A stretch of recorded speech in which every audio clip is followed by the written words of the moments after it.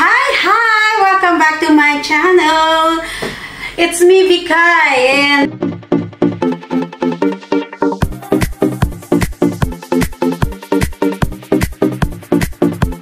magluluto tayo ng sinabawang hipon.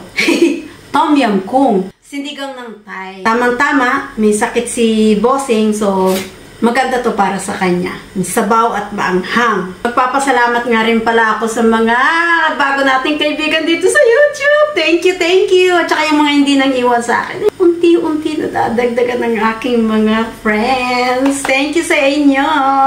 Ano bang trabaho ng housewife? Kundi magluto ng magluto. So, sinishare ko lang yung mga ulam natin araw-araw. So, magpapakulo muna tayo ng tubig. Napakadaling gawin. Parang sinigang lang ito sa atin. So, tara, umpisa na natin. So, eto na yung mga sangkap na kakailangan natin. French star ng dish, hipon, nakulo na ang tubig. Pwede na natin ilagay yung mga ingredients natin. Sama-sama na natin yan. Lahat. Yan.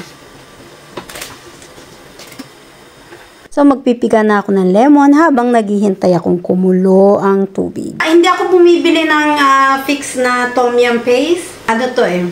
Mano-mano na lang. Timplahan natin ng paminta, ng patis, at ng konting bechin. So, ayan na guys, nakakulo na. Yan ang itsura. Pwede na mag-swimming ng mga hipon. Ako, nakakagutom na yung amoy. Grabe. Ayan, pwede na natin isunod yung lemon juice. So, kung hindi pa masyadong maasim para sa inyo, pwede natin dagdagan ng kalamansi or sampalok. Pwede na sinigang na hipon. Tom Yum Goong. So, ayan, luto ng ating Tom Yum Goong. Bango. Guys, tara kain.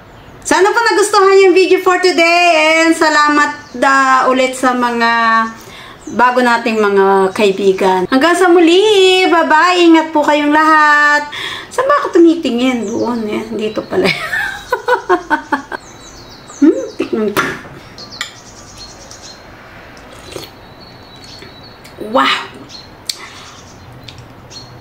Maanghang na maasim.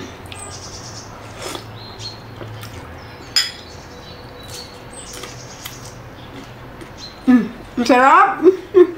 Sorry. Kailangan ko ng kanin. Bye-bye.